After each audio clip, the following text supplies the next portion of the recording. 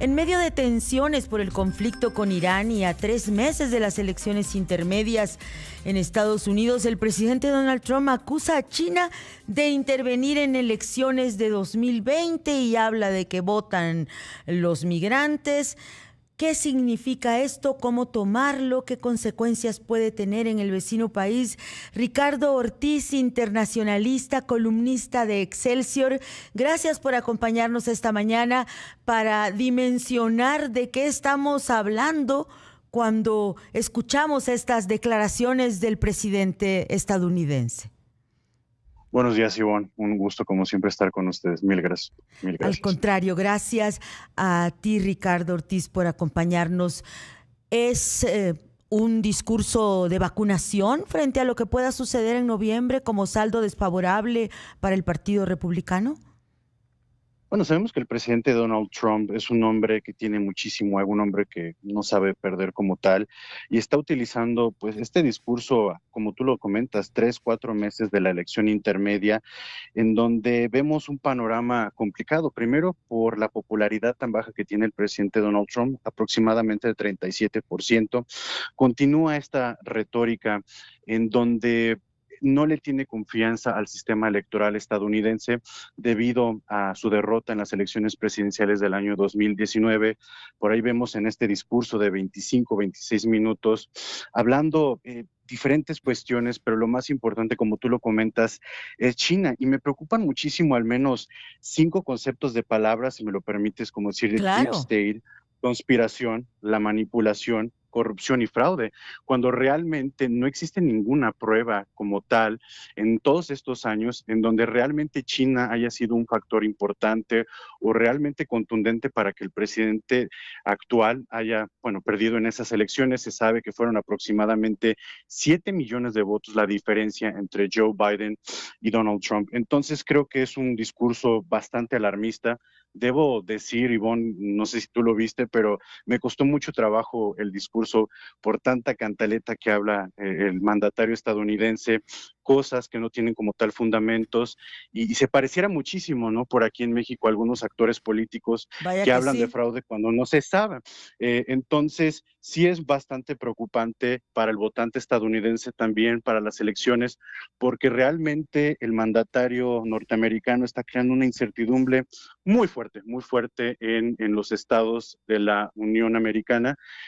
Hablamos también de que no hay una confianza por parte del presidente Donald Trump en votar vía correo, como tal en estas máquinas electrónicas que hemos visto que se han hecho muy importantes también a la hora de votar en Estados Unidos. Entonces, es un mensaje complicado que manda el presidente Donald Trump, que desclasifica algunos también documentos su administración, en donde realmente no se prueba absolutamente nada de lo que ya se había hablado. Ricardo Ortiz, internacionalista, colega columnista de Excelsior. Aquí hay 3 componentes que se repiten mucho también en otros modelos de autocracias o de discursos de líderes que descalifican el andamiaje electoral a través del cual llegaron. Por un lado, el convertir a un adversario enemigo externo como una amenaza. Por otro lado, la descalificación de las reglas mismas electorales, del escenario electoral, del marco que los va a llevar a contender. Y después el hecho de los medios también. El decir que quienes no transmitieron en tiempo real su mensaje es porque están pues en su contra. Todos esos elementos que son ya constantes en quienes pues de alguna manera le dan la espalda a la lealtad democrática que les permitió llegar al poder, a mí lo que más me preocupa, y aquí es mi duda, es qué tanto logran penetrar en la sociedad. Porque ya cuando son parte también de la conversación y del sentir de la percepción social, pues ese discurso ha triunfado culturalmente hablando. Y aquí mi duda es, ¿qué tanto ya permeó en los estadounidenses? Bueno, realmente todo este tipo de modelos, este tipo de personajes, realmente utilizan primero la victimización, utilizan el populismo, utilizan la demagogia, y también hay que decirlo que en Estados Unidos también existe pues muchísima ignorancia, ¿no? Y especialmente del ala republicana radical de este movimiento MAGA, y es como por ahí comenta, ¿no? La frase de Joseph Goebbels, pues tú puedes repetir una mentira 1000 veces y al final se va a hacer verdad. Entonces, ¿qué es lo que está haciendo el mandatario estadounidense actualmente? Pues tratar de repetir las mismas mentiras, tratar de repetir su discurso o este tipo de palabras en donde él perdió en estas elecciones presidenciales del año 19 por culpa del sistema electoral, porque China influyó en todo esto. Entonces, esto se empieza a hacer de alguna u otra manera verdad en la mente de las personas, especialmente en esta ala radical republicana. ¿Y cuál es el resultado de en estos momentos?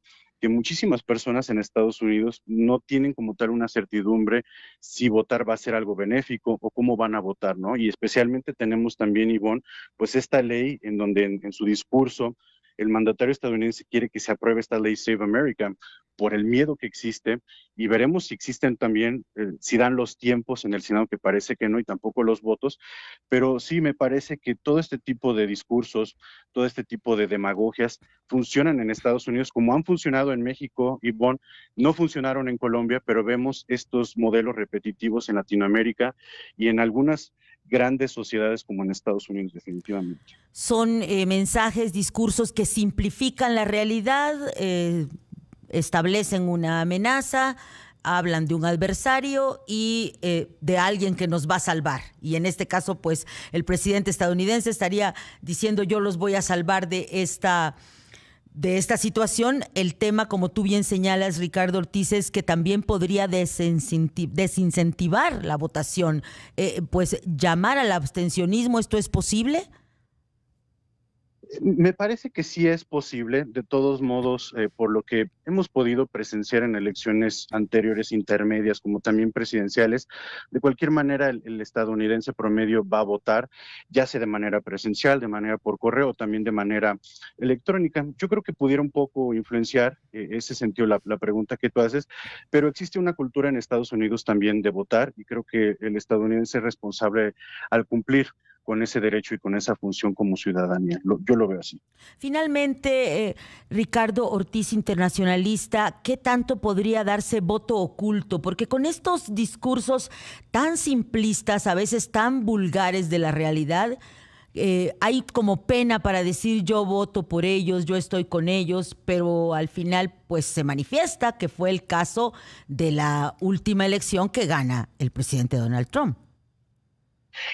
Lo veo complicado ya en estos momentos, primero por la popularidad que tiene el presidente Donald Trump, las cosas internamente en Estados Unidos, los precios de la gasolina, los precios, la inflación también, están pegándole muchísimo a su popularidad, y también en la conciencia que tiene la gente de lo que está pasando internamente en Estados Unidos. Pudiera existir un voto oculto, esta ala radical de MAGA, pero creo que la sociedad, por lo que he podido leer, por lo que he podido observar en algunas entrevistas, en todo este tipo de cosas que ya viene la elección, me parece que la gente está consciente de lo que está sucediendo.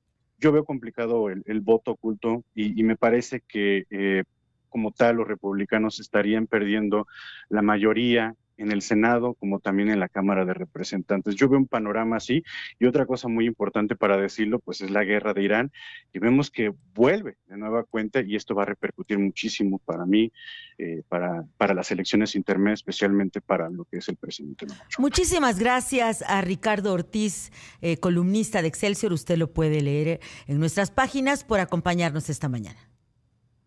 Un abrazo, Iván, muchísimas gracias. Abrazos para ti, gracias.